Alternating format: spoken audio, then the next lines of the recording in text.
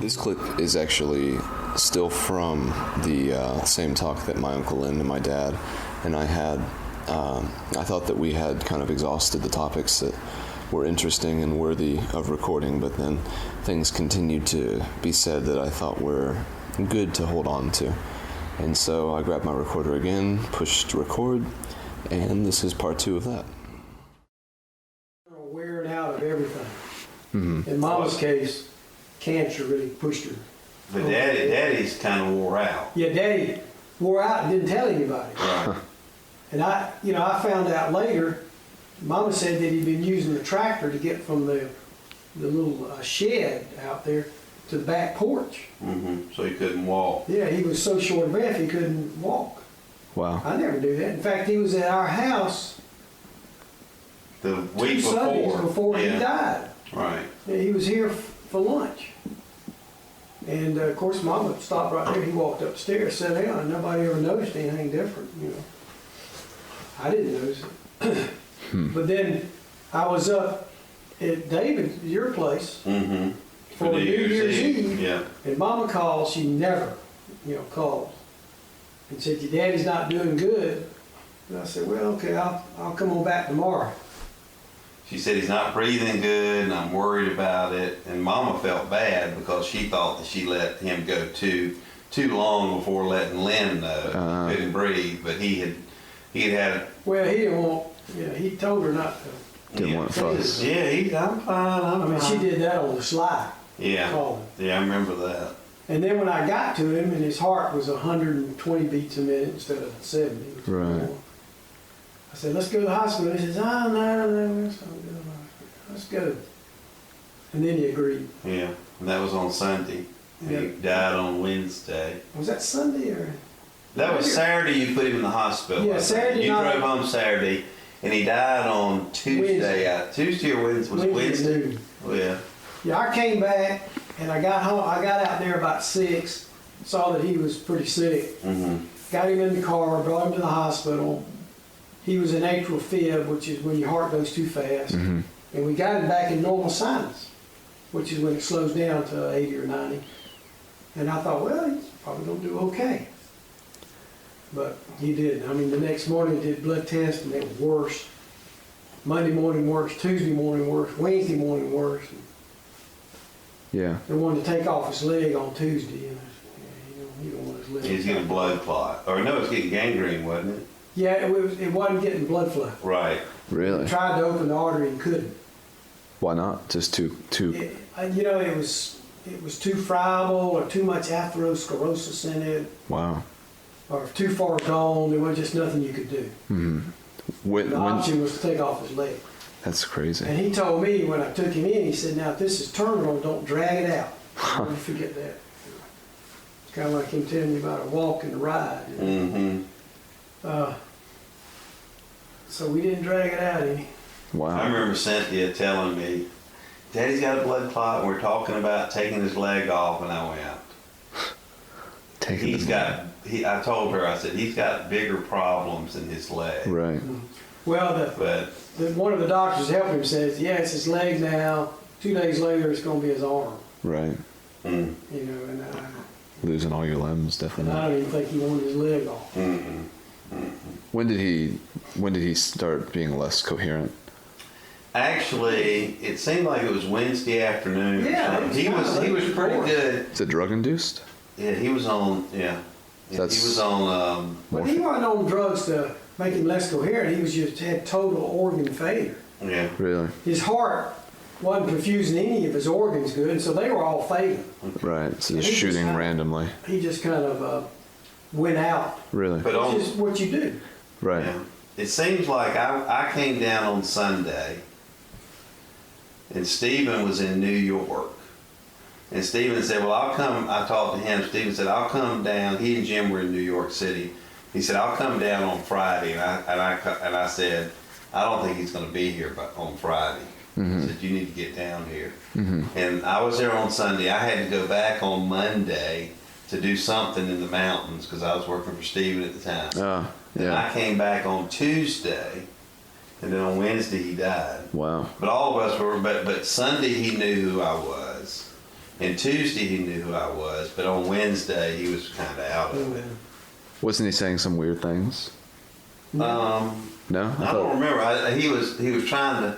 Cynthia was with him the whole time, and he had on an oxygen mask because he didn't have any oxygen in his blood. Hardly. Right. And he was constantly doing like this, trying to push his mask off. Yeah. And Cynthia was there going, Daddy, and hold his hands and all. Where was Mame? She was with us. Yeah. She didn't stay up there. Cynthia. Cindy would stay at night. She would stay there all day, but at night he was really bad Yeah. about, just, I remember just constantly doing that. Was Mame disturbed by this? I think she was probably disturbed. I mean, She wasn't. She wasn't beside her. she wasn't wailing, Right. Anything like that.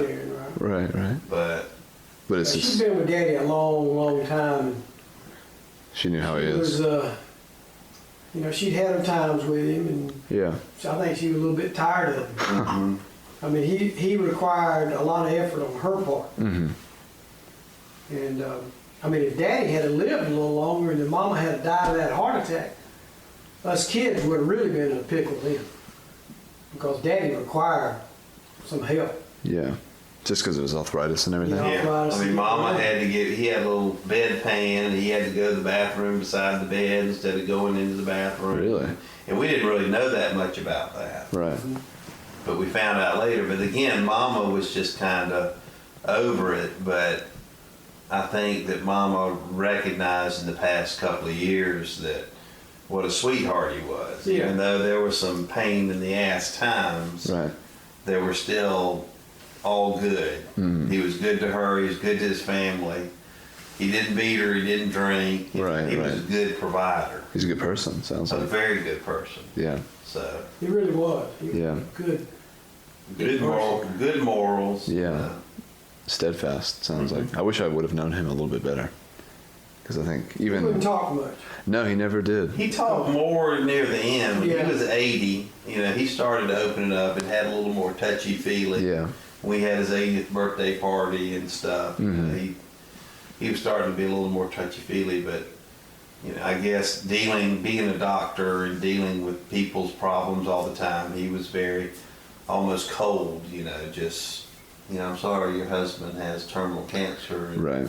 There's It's nothing we natural. can do about it. Right. And he had to be very Disconnected almost. disconnected and strong and Stoic.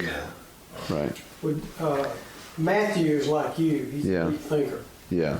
And he would try to get Daddy in conversations about religion and stuff. Daddy just wasn't interested. Interesting. I don't think he particularly believed in it, Right.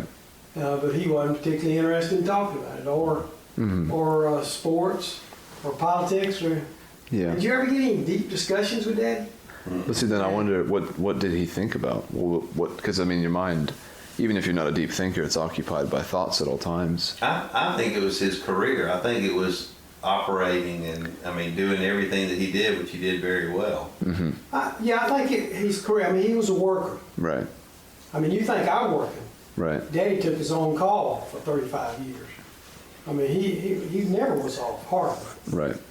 And I think when he was off, he wasn't interested in talking about politics or religion or those type of things. He was interested in going outside and seeing what his potatoes were doing, and Right. seeing how his tomatoes were doing, and stuff like that. That's what interested him. And I have to say, I'm a lot that way. Mm-hmm. I like to get out, and I don't want to be on Facebook. I could care less what you're doing. I want to go down to my boat, and I want to piddle around, and I get joy out of changing the sump pump. Right. And I think David's that way to some degree. Like, Yeah, the mountains. do something. He likes to go to the mountains and mow the grass. Go to the mountains, mow the grass, fix something needs to be fixing, or New mower on the way. and just Already there. and forget about work. Right. You know. That's your escape. It's interesting. It's just a different type of work. It's the work that you choose to do. So you're always working. That worker strain definitely is in me too. Yeah, you got that. I love to work. I don't relax at all. Never relax. It's hard to relax. Yeah. Like the beach week, it takes me a couple of days to get into it. To lose all the momentum that you've had kind of for. thing. I wonder. I need to be doing something. I know. Of course, down there, I don't own the place, so I'm not interested in fixing the light bulbs or anything. Right. But there's always little errands to do. Little things. Satisfy that urge. Right. But man, me too. I think my daily activities revolve around biking, and then I make lists throughout the day of things that I want to do later. Like Do you? He's a list maker. Oh yeah. You got I think, and Daddy was too. Daddy Yeah. would make a list, and he would tell us, "You need to write this down." Yeah. I I mean, I've got a running list right now of things, words I want to look up, symphony that Uncle Jim told me I should listen to, the Greek island that our ancestor is from, and then names for the new Molt episodes that I'm going to make with all these clips that I've been recording. Oh. So it's always a running list. There's always something to do. I haven't been bored for 6 or 7 years, at least. Well, Papa, one of the things that we all learned at a young age was to never go to him and say, "I'm bored." That's the truth. Yeah. Because on Buck Lake Road, there was always okra to pick, Right. eggs to get, Right. weeding the shrubbery around the house, mowing, vacuuming the pool, and you never said you were bored. And a lot of my friends would say, "Oh, I'm so bored. I'm in town here and I don't have anything to do." We never did that. Yeah. Because he always had stuff for us to do. Even on Seminole Drive, I learned that lesson. Yeah. You could always rake the yard, man. Yeah. I don't care if you raked it 3 days before. There was more leaves out there. That's You funny. kept your mouth shut. Yeah. And Daddy, if you wanted something, and if you participated in getting it or working on it or building it, you were more likely to get Yeah, it. he'd say, "Look, you do this, and I'll pay for half of it. You want new tires for your truck, then let you paint my office, and I'll pay you, and I'll pay for half of whatever you want." Right. It was usually a good deal. Yeah, it was I a mean, you good didn't have incentive. to earn all the money. But like boats, I had 2 boats that we put together, and Daddy did most of it. I think after 2, he learned his lesson. It's better to buy them. Yeah, true. But they were wood. You bought them as a kit. Yeah. Luger. And they would come, and they didn't fit real good. You got to kind of jury rig it a little bit.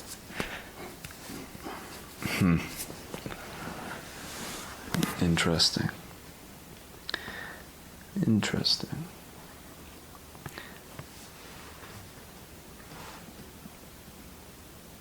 I asked Mama some questions about, like, Matthew's wife, Kate Pereira. Well, she's the second Kate Pereira. But in name? Huh? Yes. and Okay. name. Yeah, same name. Yeah, in name, right. Or the reincarnation. Yeah. Interesting. But the first one died about early 1960s. And we would have probably known him if we'd ever. She's the one that was in Apalachicola, She was right? one living in Apalachicola. Okay. Yeah. Daddy liked you or didn't like you. And he liked some relatives we had in Live Oak, Duke, McAllister. And he liked Mama's parents, Maine's parents, Ernest and Effie Mae. We called her Hefty Mae. Hefty. She was huge. That was the second wife. And I never met Mama's wife until I was a Mama's mother. Mama's mother until I was a resident. Wow. But you know, we never went to Apalachicola. I never heard of this woman named Pereira who lived in Apalachicola. And her grave's down there somewhere. We're gonna find it. Huh.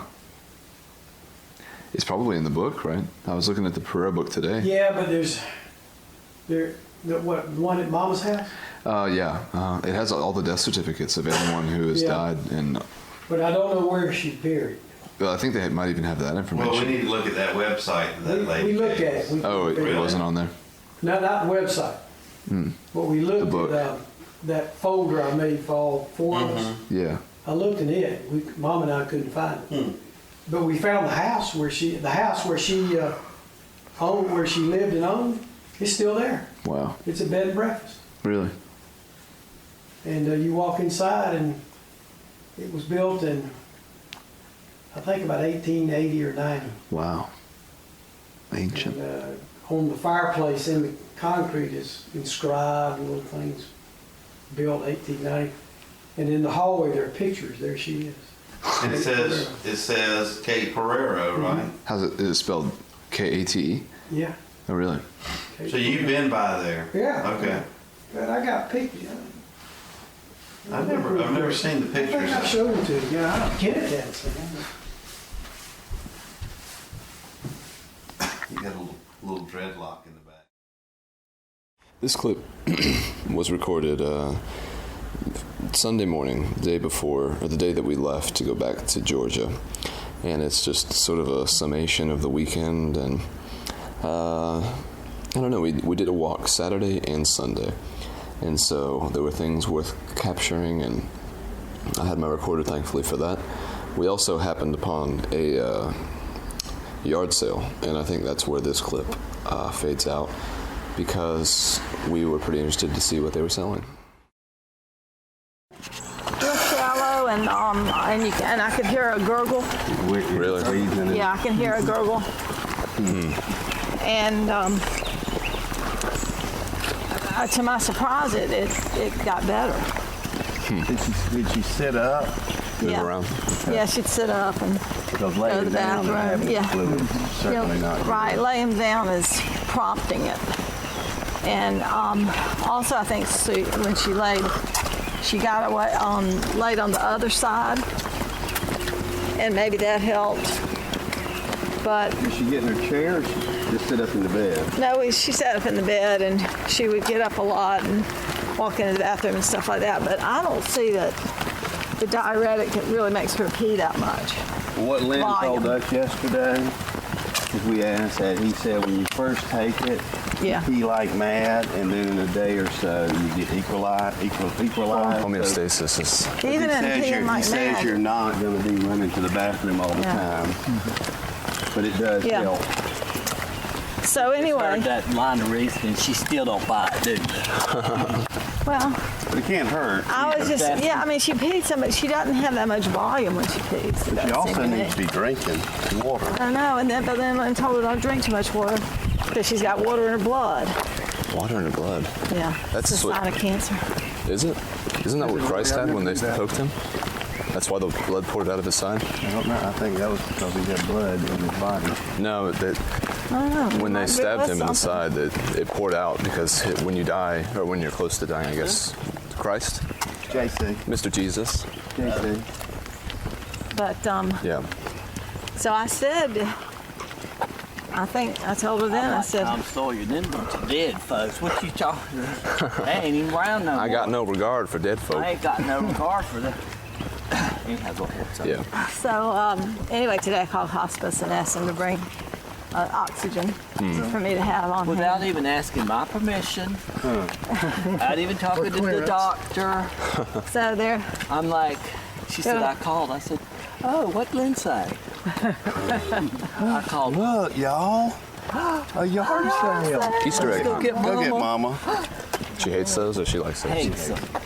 Good. she doesn't We like passed by anything that all she those, doesn't you know, on the understand. drive down, Yeah. and she's like, I said, Mama, you won't stop. Nothing I want there. I One think man's they're great. garbage. One man's garbage is another man's garbage. Oh, look, Oh, I exercise Look, machine. as an Oh, yeah. American, No, they're I fun. represent that statement. As a heavy consumer, As a heavy consumer American, I represent that. Well, French and European garbage is a little bit more high class. Is this French? Are we in French? Well, no, but this is American. If you go to France and you buy something secondhand, it's got some sort of a luxury to it, some sort of air of It novelty. has some History. patina of age. What is Vita? Vini Vidi Vici, Vita something. Vita de la Mortos. Since we're here, I think we can look on the way. You get a new stereo, Dad, for the mountains. I like. Now look at that chair on the top of it. That's a good idea. Yeah, I would like that. Cynthia, here's Those you pictures a, are cool. an exercise machine. That one with the girl, and the candles are cool. Hey, hey, how are you? Hey, good morning. Hello. nice. I may have speak too soon. A nice electrical. It's Jones Gym. That's awesome. Pretty nice. That's a great photo. Really? So whose photos? Somebody you know, or No, these are cool. they are cool. Where'd you Look get at them? this one here. Now, Heffalump. my son helped me make a bad decision the other night. We Yeah? were playing around and Isn't see that what happened to my typical? hand. Oh, That's nice. But look at the decision this guy's making. Good Lord. And that's pretty cool, huh? I thought maybe some of that stuff on your hair got right here. I guess. Something I hope some of that stupid don't rub off. Huh? How much are these? I'll sell you the lot for $10, Wow. and I'll also I have another one over here, and I'll throw in the rest of the mattings over here. Now this is, I'm a family man. This is just too cute right here. You guys see Grandpa? Oh, yeah. That's pretty cute. That is. You know, and I have no idea who these people are. Well, all the photography stuff is very collectible, man. no doubt. And I have these over here. Dude, that's neat. Did you say where you got them from yet? Excuse me. Now these came from the same place. Now what these are the film cameras, Those are cool. The negatives? and they're in there. They are? Yep. So there's probably hundreds more of these. Wow. Where'd you get them at? I bought them. Just bought And them. these, And the this, state this, Oh, okay. this is, Yeah. All those mattings there, they don't have anything in them. very simple. I would. Here's an old print for this has to do with photography. I tell you what, I would throw. You'd have the photographs for 10, all of them, and the matting, and for another 5, I'll throw all the film in. A businessman. Well, it's a great deal. Wasting yeah. no time. Wow. More photography, yep.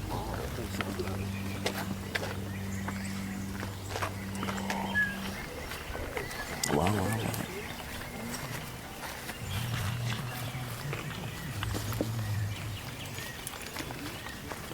Got a camera lens? Yeah, it is. Pretty sweet one. It screws on. Telephoto. What's the brand? Made in Japan. I wonder what it is. I don't know, it's an old mount because it screws on to. Something or another. Mm-hmm. I figured How it. much do you want for your bulb? Which one? The brown one?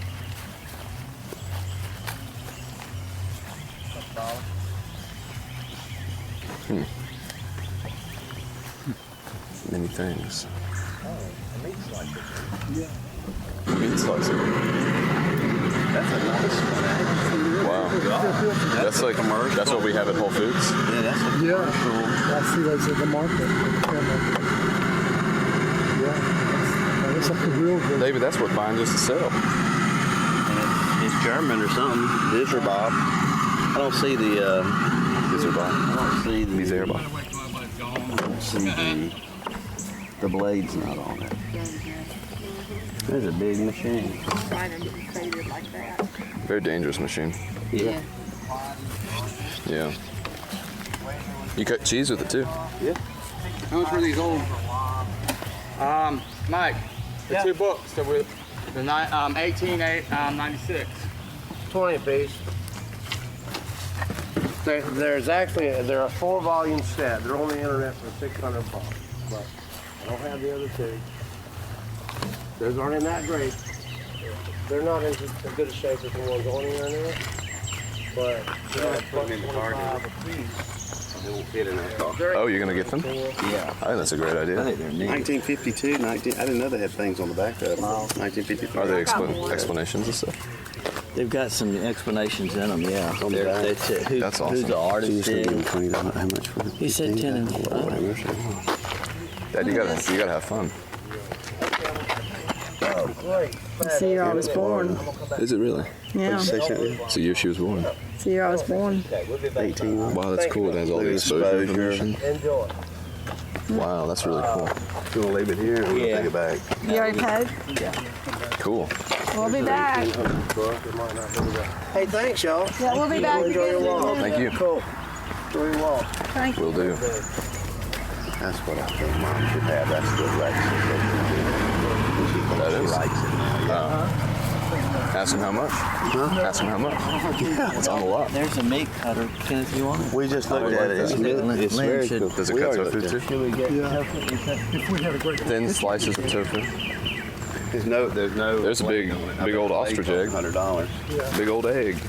Big old egg. What's in there? Big old egg. Nothing anymore. Look at that. Nice stuff. I watched this 9-part BBC special about the human life cycle from conception till death. And when they did the death part, there was a man living, I think, in Austria, and he was actually German. He had fled Germany back during the war, and he had stomach cancer, and he had decided that he was just going to live out the rest of his days in his garden with his wife. And so they tracked his life for about 3 months, and his stomach every few weeks would grow to a massive, more and more massive size. And I remember towards the end of the episode, and that whole documentary and everything, they were talking about him sleeping at night and how there was this very distinct gurgle sound, and how that was that progressed towards his, that was when he started to lose his coherency and he couldn't work in the garden anymore and stuff. Well, So I wonder. That's uplifting, isn't it? yeah. Well, It's a very similar thing. yeah, it is similar. Stomach cancer. He was. It's the same. Go this way. It's very Well, I much, want to go toward Dashboard's house very because much the same thing. That's on. Yeah, he was a very happy man, and he's doing a lot of what Mame is doing too. Just Yeah. deciding just to Little brick border around. not put up a resistance towards it. Yeah, it's that dignified approach. that is exactly right. Yeah, I mean, I think, she has said, I want it to happen when I'm asleep. I want to go to Right. sleep and not wake up. Me too, So- or as I tell Jim, if you see the light, you need to go on. I'm not good at spoon feeding.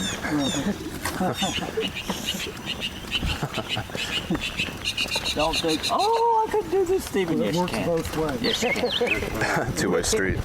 That's the problem I got with it. You want to be spoon-fed, but you don't want to spoon-feed. That's rational. You could define humanity I'm as such. putting my, what is it? Order in for Cynthia. She's kind enough to take it, I'm sure. I know. We talked about Papa last night, me, Dad, and Lynn. Really? What'd they say? What'd y'all say? We kind of just, Lynn was talking, I actually recorded it, it was a really good little segment. Oh, wow. But he was just talking about that process with Papa getting sick basically on Saturday or something, Yeah. and he died on Wednesday, and just going, Yeah, got sick Friday night and Wednesday went home Saturday. yeah. And it was just interesting to me to hear several times from everyone that Papa, he must have known what was happening to him. And, he'd use the tractor just to go over to the little barn from the bottom of the stairs of their house. And he had to have known that this was a bad sign, his shortage of breath and everything. Absolutely. And he didn't want to go to the hospital when Lynn said that they should. And Papa said, if this is terminal, don't drag it out. If this is it, don't. If this is it. That's what he Lynn said. said terminal last night. Well, I think I've heard You've heard different him say versions. before, if this is it, don't drag it out. That's why it's interesting. We can't imagine how difficult it is to believe the words of Jesus thousands of years ago when they're all secondhand accounts, and here we are in our own little group debating about what was actually said a few years ago. With somebody who said it. Yeah. Or heard it. Yeah. Yeah. I know. Second. Well, it's different because God came down and wrote the Bible. I thought you were going to say because Papa actually existed. Ain't no clouds, Daddy. That's when you're most vulnerable. Just when you least expect it. Just when you least expected it. But we're I'm the gonna be progeny. turned into a pillar of salt in any minute. It'll be easy to kick it off to the side of the road. The California church. Oh, I said it. Hey, good morning. Good morning. Okay, now I'll do Lynn. Now, Lynn always says this. His Alzheimer's kicking a little bit too. This is the high point, and this is where people built in this neighborhood first, because this is high. And then he points out the Calamity Truck. I think it's that one right there. Really? It has a little turn one. left? No, I think it's no, because we gotta. This clip takes place after our walk back at my Uncle Lynn's house, talking to my Uncle Lynn again before he goes off to work, around 12 or so in the afternoon.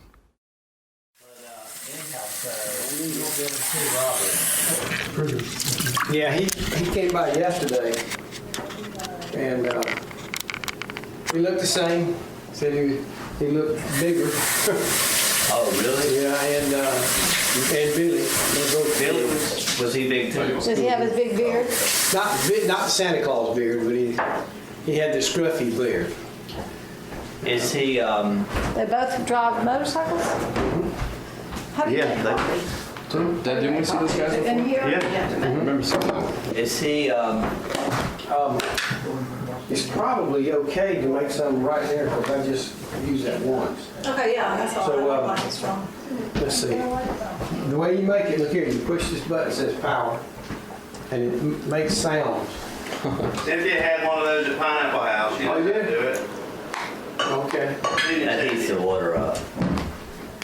I think. Okay. They all did. When the water's ready, these are gonna blink. And you choose one of them. Pull that, please, one time. Ooh, I know it. And Actually, you gotta, see it's heated already because the light's out. Then you wanna put you use cream and sugar? No, she just loves sugar. You wanna put it in before or after? I haven't had a problem before, so not good. But where's the coffee? See, I just made some. Oh, okay. So what you do is you pull the handle down. And these blades, push the left one because this is a small cup. Just, there you go. Makes all these, it's kind of like that blooming car Matthews. Blooming. Makes all these humming and whirring sounds, you know, all kind of stuff. Blooming is typically a British phrase, correct? Isn't blooming usually a British phrase? Blooming is a German word, isn't it? I'm not sure. I've heard it. I don't hear it. Blooming means flowers in German, because I speak German. Oh, okay. Die Blumen. Interesting. Boom. But it can also mean like how British people say bloody or bloomin' and bloomin' car. It's Blomin, I believe that's a German Interesting. spelling. Is that right? Okay, Because I see water. yeah, we got plenty of water. And it doesn't say it's heating, so it ought to. Should I do another? Well, let's just, Another cartridge. Maybe just that's wait. why that you used it. Lynn, Yeah, I know you want to get in here ahead of me and fold these clothes, but I'm gonna take care of them. okay, But well, then what's on top of the okay, now go down. washer or the dryer is all clean. Push it hard, of just course. put it down. Okay, and then. Jim, do you know where the dishcloths go? Yeah, David, I think I do. There's two. There's two of them. Go right there. You got it. This clip was recorded outside of the restaurant that we ate at before officially and really heading back to Atlanta. There was some people behind me as I was talking to my sister Lauren outside before we got our table at the restaurant. And it was just this weird group of people talking about weird and stupid sounding things. So I recorded it just for the sake that it might be something interesting to fit into this overall segment, just because it was weird. And I may in fact change my mind and delete it from the queue of clips that will make up this, but I may leave it in. You will know. Are you from here? I'm Nosy. We are at Village Inn. I've lived here for about 5 years. I'm ready to move. I'm moving to Washington. So, State or DC? Oh, you getting out of here. Yep. Why are you gonna having a move? good day. It's nice and breezy over there. Adventurous. So how long? What brought you to Tallahassee? Oh, you get home till 1. You don't know? Yeah. My ex-husband.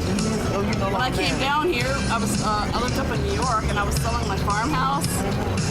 And it took me 9 months to sell the house. And when I moved down here, he had to tell his girlfriend to go.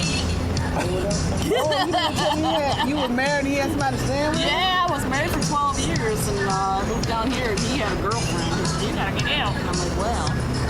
He said, I can't make up my mind to who I want. And I said, well, I'll make up your minds for you. Following clip was recorded in the car on our way back to Atlanta, and it's myself, my dad, my Uncle Jim, and my Uncle Stephen, and we're just talking about everything. And this is part 1 of 2 different talks that we had in the car that were good and definitely worthy of recording. Tell me about putting your hand on tapping glass. Well, if there's obviously a big question as to whether or not the universe is infinite or finite, and if that would make a big difference between whether or not things could be said to be constant or in a state of chaos ultimately. And so, if the universe is infinite, theoretically speaking, if you had an infinite amount of time, just as a practical exercise to understand what that could mean for physics and everything. If you were to tap on any surface, sometimes it's referred to as if you were to throw a ball at a brick wall, just infinite, for an infinite amount of time, eventually, during one of your throws, all of the molecules in that brick wall would arrange themselves in such a way that the ball would go through the wall without breaking the wall. Because the molecules are always together shaking, and there's always some type of formation that they're creating in their shake. And so if you have an infinite amount of time, there is theoretically and statistically one moment where they will be arranged in such a way that their structure allows for the ball to go through.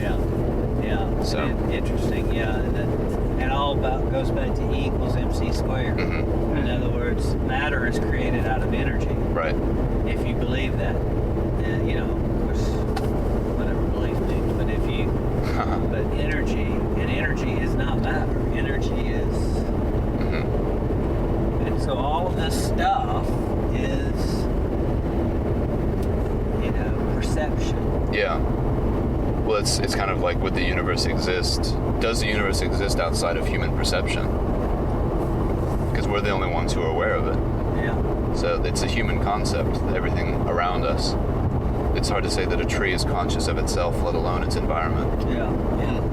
So it expands the old proverb or the old question of the tree falls in the forest, does it make a sound? Yeah, that's what I had. It's curious. And then there's hundreds of millions of exoplanets outside our solar system. And then there's billions and billions of stars and hundreds of billions of galaxies. All these things. To me, that's looking up at the sky is a lot more relaxing and soothing than meditation and all those things. It's simple. Just look up there. Yeah. Think how much we don't know. Did you and Josh lay in the front yard when y'all at the cabin a couple weeks ago with the dog and just look up? We did go out, and after we ate dinner and everything, we went out for a little while, just like small walks, just to let our food settle and stuff. And the stars were definitely brilliant. there's something up in the mountain. It'd be cool to be on Raven Bald at night. Oh yeah, that's that would right. be great. That would be. We've never done that now. You'd have to bring flashlights. Yeah. That's a tricky trail. It's a well-worn trail, though. It is well worn. Yeah. Although where you have to park your car is a little bit sketchy. Yeah, that's true. By all those. It is really. We've been there many times. You've been there many times. Yeah, it's just basic. It's not, Well, you've got some old cabins there with dogs and things like that. It seems inhabited, but like by deliverance type people. That's right. That's the way I feel when I go. Yeah. I don't feel that way there. That's good. You should hold on to the way you feel about it then. Don't let us pollute you. Because it does. Don't tell me, because I'll never go. I'll never go back now, but you know. That is such an amazing view. But every morning when I'm in Fernmass, I don't care if it's 10 below or whatever, I go outside and look at the morning and try to let it enter you. And we go outside at night and look at the stars. We go outside at night too, but in the morning, really I usually see go stars. outside in the morning if it's 20 in my underwear. Just for a second. For a second. Thank you. And then I get kind of cold. Sometimes I wonder, gosh, what if the door locks? That would be awful. You wonder what? What if the door locks? Well, then you go around. You have to break the window. Well, I guess key box. And I guess I can. Or just to get Jim to let you back in. Yeah. Jim's not there though. He's there by himself. That's a good Usually point. Jim's there. I haven't been to Fernmass for too long. Oh, you'll have to come back. Are the bats still up there? Oh, Yeah, they're still there. That's cool. Jason, They were, when I was there last, Stephen, without you, a few weeks ago. And you could see things through the tears? Yeah, the droppings were there, but the bats weren't there. But you know, we had a cold spell, Yeah. freezing, Yeah. and I think they temporarily had gone.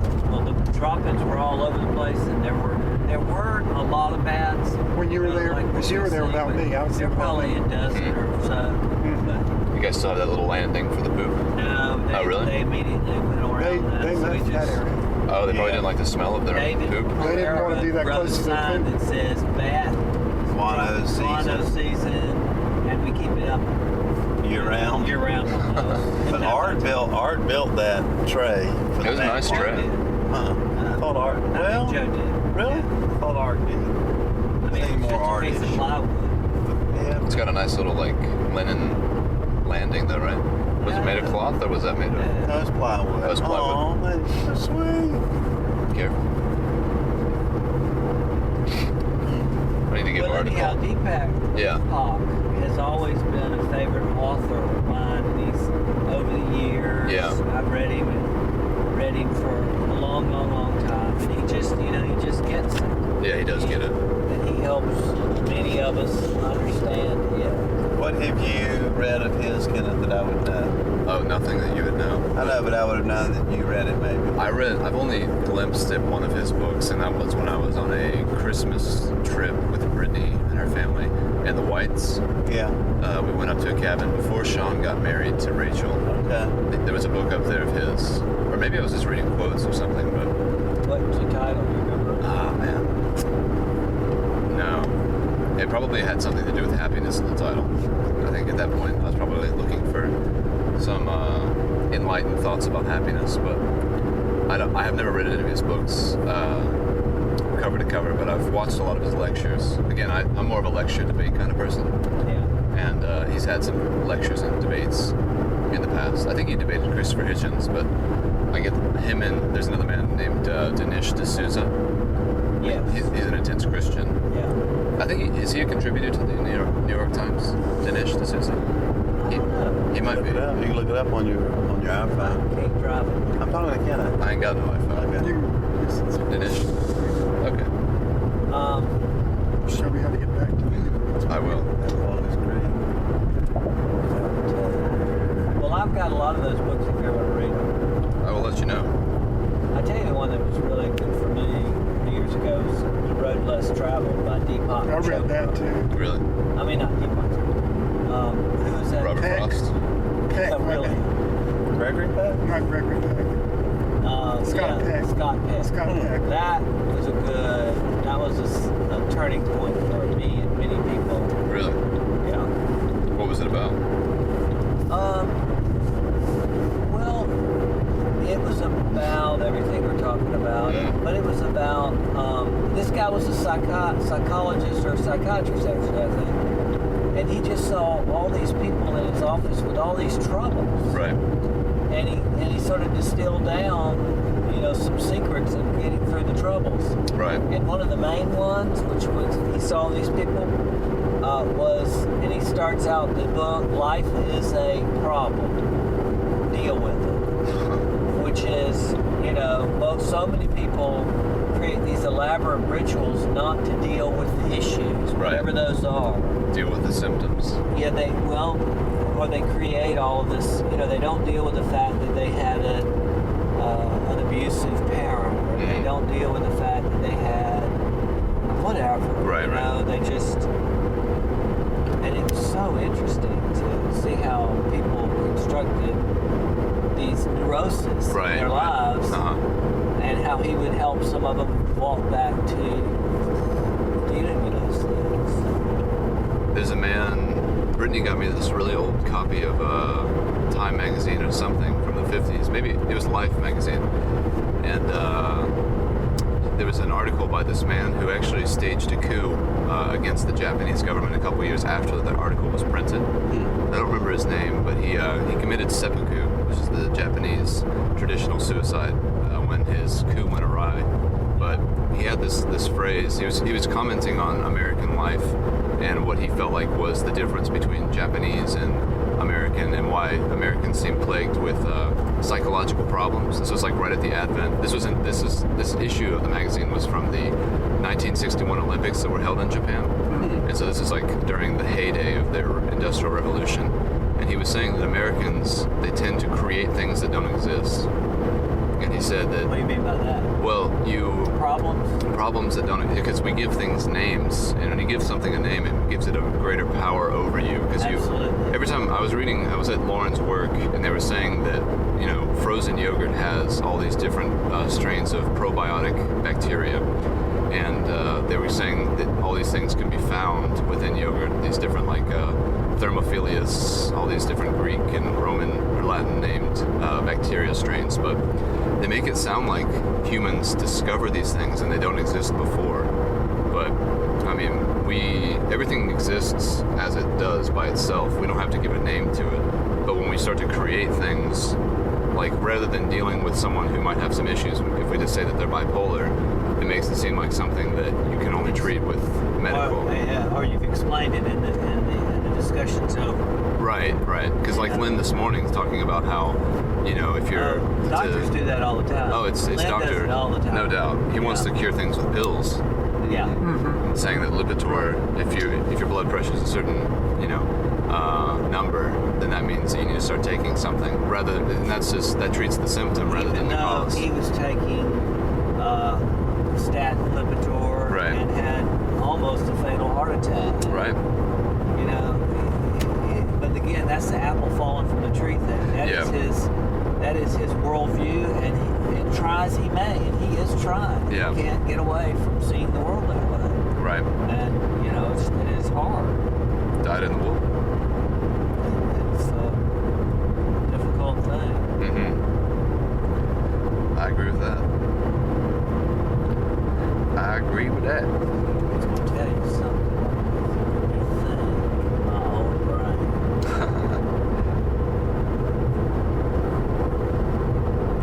Dinesh D'Souza.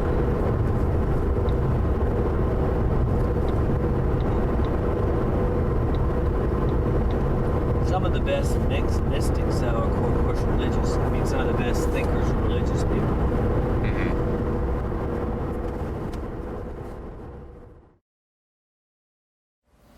This is the last clip of the Tallahassee segment, and it's part 2 of our talk about everything that we had on the way back from Tallahassee to Atlanta. And it's going to round off, and finish this series of mold episodes that took place in Tallahassee during the last week of April 2012, while my grandma was dealing with an illness that will probably ultimately take her life. And this is this is definitely an active and conscious means of preservation on my part, and I just hope that everything is coherent and, I guess, laid out well enough for it to be comprehensible. So, having said that, enjoy, and Molt will return in its usual format, I'm sure, following the conclusion and completion of this series. And until then, take care. Right, Schadenfreude. Schadenfreude, the German word, describes when you enjoy seeing other people's pain. Schadenfreude, something like that. Anyway, one example. But one thing I was curious about is being to Japan. Yeah. You know, they're such gentle people. Right. What happened during World War II? Why in the hell would they align themselves with the Germans? Yeah. I mean, I can see Americans. They did a horrible thing in China. The rape of Nanking. Oh my God. I mean, I can see the, you know. Yeah. I mean, we had, you know, Christmas trees. Yeah. And la la la in the 50s. We were God's little country compared to the Germans. Right. Why would they, with all this Eastern thought and all this? Well, they were very similar to the Germans in the fact that they wanted to be the dominant nation, and I think although they allied themselves with Germany, ultimately they would have wanted to dethrone Germany because it would have come down to them fighting each other. Yeah. Because they wanted domination. Like Russia and us becoming allies. Yeah. Exactly. Common enemy makes common friends. Yeah. But Japan had they'd invaded Korea, China, a lot of the islands that were surrounding Japan. They were trying to establish an empire too, and I think there's always been, even though they do believe very much so in Eastern philosophy, there's sort of a conceit. I think it was like an intense nationalism combined with this weird divine right that they felt like they had. Because Japan being an island, their whole mentality was that, you know, their creation story, their God creates Japan, and they don't create anyone else. Because they live on this island, so their concept of the world is restrained to the borders of their island and everything. And so I think when they started to really industrialize and develop, and they had planes and guns and all the things that they did, they wanted to expand their empire because they felt worthy of that expansion. Yeah. And people, because the homogeneity is so strong in Japan, the idea that was what Japan should do spread just instantly. It's a little like Britain being an island in Britain during the colonial era. Yeah, it's a lot like that, no doubt. Yeah. And so if the emperor says that that's what they're doing, everyone falls behind the emperor. One of the conditions of the Japanese surrender was that the emperor had to renounce his divine heritage and step down as a god. Right. And that was probably more crushing than for sure. They lost faith in their leader. So it's I bet they got it back now. Well, he's more just a figurehead now. Yeah, really? Yeah, he has no real power. That was it. Yeah.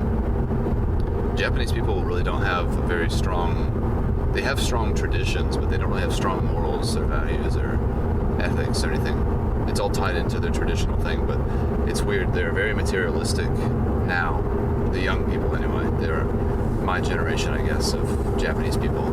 And since the old people are on their way out and the population growth rate is negative, the future for Japan looks very bleak. They're not going to have a second industrial revolution that shoots them back to the top. Second Renaissance. Yeah, exactly.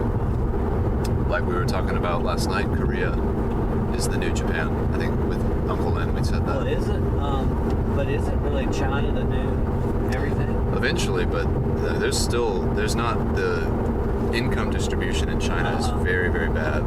Whereas most people in Korea, I think, enjoy much more comfortable lives on the whole. China still has, starvation and bad plumbing. And if I go to the Peace Corps, Western China is the area that's serviced, and that area is probably more akin to Africa than it is to. That's toward the Pakistan and all that. Which clearly is back. Is that area Muslim? Not the Chinese area. The guess it would be more. What are they? Buddhist? Man, well, I mean, after the Cultural Revolution, Well, I I'm not know, sure. I guess Confucius is what they Confucius type ideals, but that's not even really. That's just a social structure. That's more like a governmental thing than it is a religious. But the world is weird. Y'all want to stop at Seminole Wind? Gonna pick me up? Get a few Steaks, country buffet. things of broccoli. You love that kind. Broccoli was all right. It's good to mix stuff. Tim cooks broccoli a lot. It's good for you. We do too. George Carlin says it kills the little cancers. Cauliflower kills the big. Oh, really? Yeah. Oh, really? That's what it says. We eat cauliflower too, but it's not as much. It's harder. Brussels sprouts, I love. Steven doesn't like them as much. He hasn't had them good then. Those things aren't Got no good sense. But I love them. The little itty bitty cabbages. Yeah. I never made it to big. You make them with onions and garlic, and you saute them, or you can bake them with. Do you cut them in half before you saute? Yeah. Oh yeah, cutting them in half is. He learned that from his mom. Absolute necessity. Brittany liked them too. I have to try them that way. Oh yeah. So so we're all ethnocentric though, and we are. No more so than the United States. Except the United States doesn't have that homogeneity, so there's no shared goals and values. That's probably equally good and bad. It is. I would say it's what I missed the most when I was in Japan. That diversity. But I think it also makes us very isolated and lonely. Well, it makes us very between the groups. Right. Exactly. Get some sunglasses.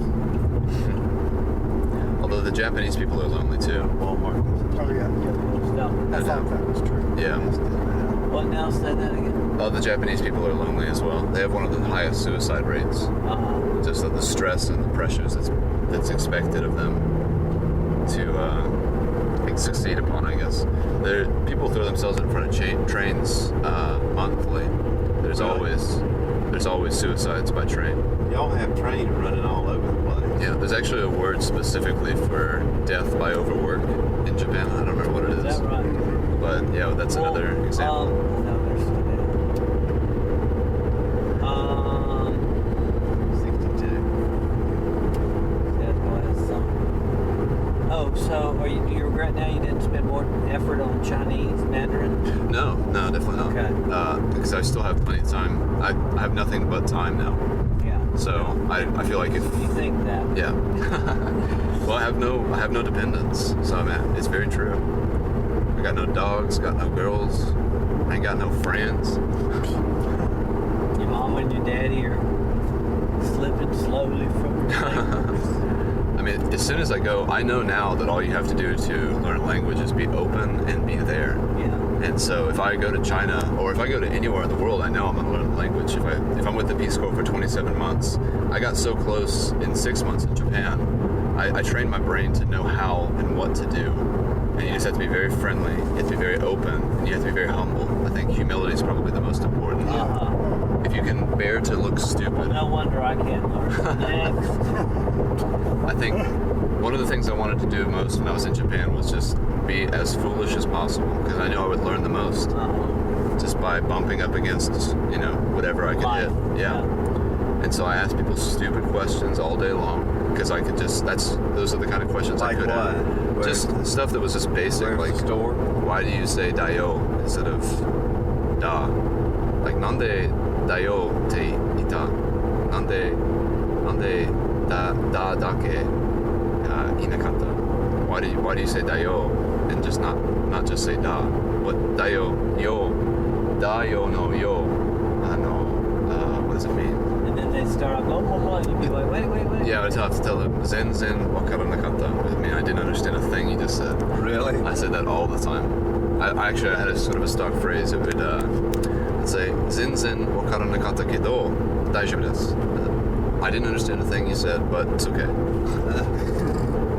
It's okay, huh? Yeah, because they'd end by saying like, is that okay? Daijoubu kedo zen wakaranakata. What American words have they constructed? So many. Really? Shower ni iku. Will you go to the shower. Yeah, the French have le weekend. La weekend, really? Le weekend. Le weekend. And in France, they're very ethnocentric, and they don't like Those blowing. infiltration of English words, especially American slang. Iceland, the people of Iceland they have no loan words. Everything that they have to describe everything is in their own language. They don't use any derivatives of any other. Yeah. And you learned that from some of your roommates? Yeah, I learned that from my friend Alex. Icelandic? He was trying to learn Icelandic while he was in Japan, but I want to go to Iceland. I don't know why, but it's a beautiful country. I want to. There's a girl who made a 15-minute video of her solo trip across Iceland. It's a very, very well shot video. I think with a GoPro, Dad. Really? Yeah. I'll have to send you the link because it makes. Yeah. I think it's Iceland. It's the only lesbian prime minister in the world. I'm sure Dad wants to move straight there. Fucking drive in over there. They're very progressive in the Nordic areas. New York, maybe. Electing a lesbian mayor. New York. New York City. New York. It's a very big possibility. Oh, we'll have motorcycle races through the city. No, she's very feminine. Really? Good. As if Not all butchy looking with short hair. Not like old Sue Sylvester on Glee. That's right. Jane Lynch. God, she's Lynch funny. me. She is a who. She is. Okay, wait. I was asking you the language thing. So what are other things besides shower? What are the other words that are Americanized? The shower. Well, I was thinking but so you think you get to China because going to Western China and trying to learn Mandarin is like going to Robert Pereiro's house and trying to learn English, isn't it? Well, potentially. Well, I don't know. The only thing they're gonna have their own dialects for sure. Yeah. And it won't be Mandarin, but Mandarin's what unites everyone. So they'll be speaking that as the common language. Yeah, the common language will be Mandarin. And I was actually reading about Mandarin the other night, what it means. And we have a coffee table book in Mandarin. I do. Yeah. Actually, I have that. We had that at my house, and I repossessed it, conscripted it. It's a cool book. I really like that. Is it our copy? Tell me what it says when you figure it out. Man, Did you know that, Jim? Did you know that? Likewise has the Mandarin book. I think so, yeah. Yeah, like 28 pages in Mandarin. It's awesome. It's a great book. Very well laid out. Very purdy. Okay, here, you seen this? This is across from the meat packing plant. Meat packing plant there. A pork chop stops a beating heart. And this is PETA always has their vegan, jabs. Yeah. And on this side, going back the other way, you read it the other day. It said buying a dog is killing a dog. What? Or buying a pet is killing a pet because you need to go and adopt them from the shelter. Don't go buy one. I like those better than the anti-abortion ones. Those are always very disheartening. when you go to Orlando, goodness gracious. I know it. You have that? Get on the turnpike. Yeah, It's a hotbed of that down there. Depressing. Anti-abortion. It really is ridiculous. I knew somebody built one of them Campus Crusade for Christ places. Had them all gathered in. We didn't have all that. You probably did. Just kept it. You probably just did. Kept it under wraps. Yeah, That's right. Campus Crusade for Christ. Too many C's. I think they've changed their name. Good. Yeah, I don't remember what it is, but The Lie Factory. Perhaps. Godspot.com. Kenneth? Yes. One thing, I try to see in advance too, like you do. And of course, you have better vision because you're younger and mine is more jaded now. Yeah. But one thing I see happening in the next probably 100 years is the United States morphing into the United States of North America, which is going to be the United States, Mexico, and Canada. Right. I can see that happening. And of course, when I mention that to some people, they're like, "What? Right. Mexicans?" Right. But NAFTA's already started. Right. That's Well, the just policy. look at Puerto Rico. We've had Puerto Rico for decades. That's the Spanish speaking. Yeah, but Puerto Rico's, I'm talking about a major portion of, we just need to be one That'll be interesting. Now I'll be dead and buried, which means I'll be scattered across the plains. The Great Plains. When you're 82 and you'll say, I remember my uncle Steve, we were driving back. They don't have roads anymore, but back then you got in one of these things. And another thing I tell Jim, and he looks at me glazed over like, all these highways are going to be gone. We'll have no more highways. There'll be whatever the technology and all this infrastructure that we had, which was so hated, really. Right. These will all be parks. All these roads and towns. Hundreds of miles of parks. Hundreds and hundreds of miles of parks. Everything will be a park. Now, we may have our little pods, right? But that's only going to take 12 feet in the middle of, or 8 feet in the middle of what we used to have to get us all around, because computers will have it all. What would you do to deliver freight Well, you'll still have that. You'll still have that, but again, it'll be in a pod size. Nothing's over 12 feet wide. And all of this is made for safety. You don't need all this room. But when computers are controlling, the flow of, and another thing, and you see this in the magazines a lot now. Soon it will be illegal to drive your own car. That's true. That does seem to be illegal. Because technology will be so much safer. You have to go out to some place in the country where they allow. They're working on that already. Yeah, I mean Google has it. Google, what is it? Is one of them doing it? Nissan's working on it. Google's working on it. Mercedes is working on it. Technology to drive your own car for you. But not only will it be you could do it. It'll be illegal if you do it. Well, they should really just make a big system of trains, and then you don't have to worry about it at all. If it's basically a personal train at that point. If it's not, that's what I'm saying. You'll have just a space, and it is a matter of kind of a pod system. It's weird. One of the big factors about America that I realized after going to Japan was just how big it is, and that's a big, huge. I mean, because like France or Germany, the reason why they can have so much economic success is they're so well contained. But America, you have vast stretches of nothing.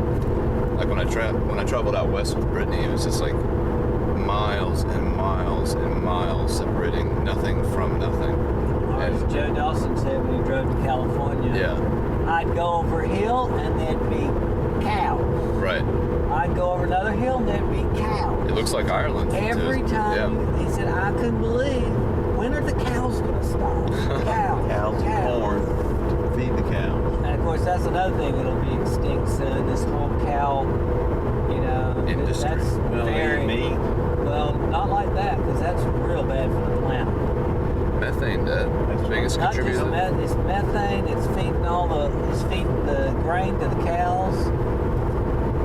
In the water system that gets flushing it and all, but it's just there's nothing good about it. Well, except for the delicious hamburgers. What? Fine, the leather. We'll have to have that still.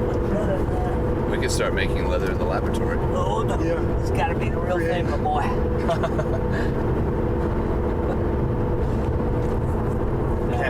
You're right. Cattle raised